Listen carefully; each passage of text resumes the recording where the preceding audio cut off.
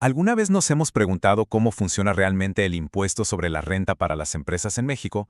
A primera vista puede parecer un laberinto, pero es una pieza clave de nuestra economía.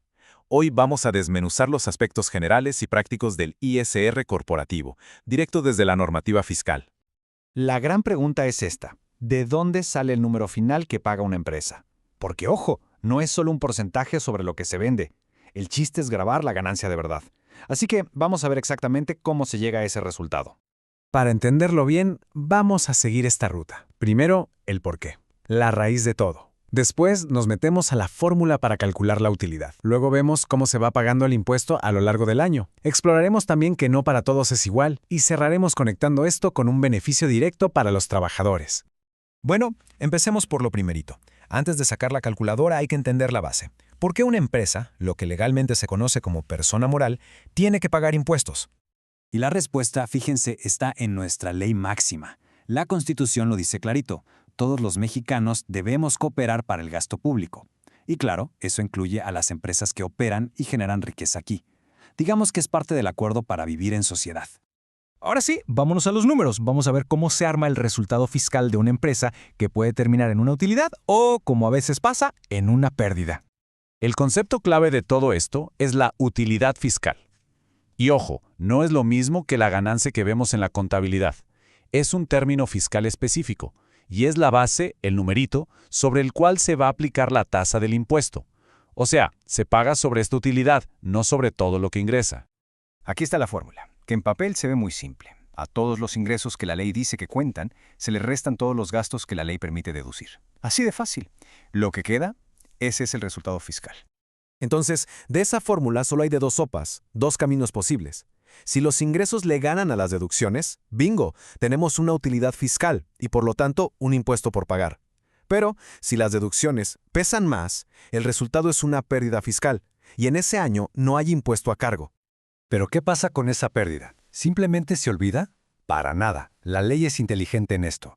Permite que esa pérdida se reste de las utilidades que se generen en los próximos 10 años. Es una forma de reconocer que los negocios tienen años buenos y malos. Y además, para que no pierda valor con el tiempo, se actualiza por inflación. Ok, ya vimos el cálculo anual, pero en la vida real, las empresas no se esperan hasta el final del año para soltar todo el dinero. A ver, veamos cómo funciona ese flujo de pagos. Aquí es donde entra un concepto súper importante: los pagos provisionales. Pensemos en ellos como abonos mensuales que las empresas le hacen al SAT. Son como un adelanto del impuesto final y sirven para que el gobierno tenga un flujo constante de recursos. Y miren, este es un caso súper práctico y muy común. Si una empresa ve que este año no le está yendo tan bien como el anterior, puede usar un formato como este para pedirle permiso al SAT de pagar menos en sus abonos mensuales. Es una forma de ajustar los pagos a la realidad del negocio.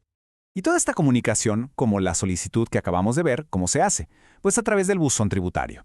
Este es el canal de comunicación oficial y palabra clave obligatorio entre el SAT y los contribuyentes. Por ahí llegan avisos y por ahí se mandan trámites. Es el centro de mando digital. Ahora, no hay que pensar que las reglas son iguales para todos. El sistema fiscal tiene diferentes trajes a la medida. Vamos a ver que hay regímenes opcionales y algunos beneficios especiales. Aquí hay una diferencia fundamental y tiene que ver con el cuándo se registran las cosas.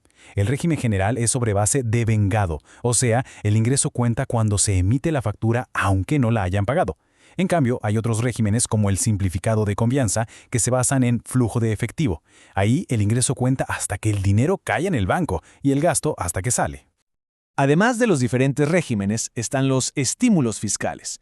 Pensemos en ellos como premios o descuentos especiales que da el gobierno para motivar la inversión en ciertas zonas del país o en industrias que quiere impulsar.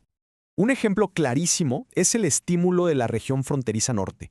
Las empresas de esa zona que cumplen con los requisitos se ganan un crédito fiscal, o sea, un descuento directo a su impuesto, que equivale a una tercera parte de lo que les tocaba pagar. Es un beneficio bastante grande. Y bueno, para terminar, vamos a conectar todo esto con un tema que le interesa y le importa a millones de personas en México: el reparto de una parte de las ganancias de la empresa con sus trabajadores. A ver, que quede súper claro. La participación de los trabajadores en las utilidades, o PTU, no es un bono, no es una prestación extra. Es un derecho que está en la Constitución. Es el reconocimiento de que la gente que trabaja ahí es parte fundamental para generar esa riqueza. ¿Y la pregunta del millón? ¿De dónde sale ese dinero? Bueno, la base, que se llama renta gravable, se calcula con una fórmula que ya no suena familiar, ¿verdad? Es casi la misma que para el ISR, ingresos acumulables menos deducciones autorizadas. El resultado de esta resta es la bolsa que se va a repartir. De esa bolsa total que se calculó, el porcentaje que se tiene que repartir hoy por hoy es del 10%. Este número no lo decide la empresa, lo fija una comisión nacional, y ese es el monto que se debe distribuir entre los empleados siguiendo las reglas de la Ley Federal del Trabajo. Y así le dimos una vuelta completa a los fundamentos del ISR para empresas en México.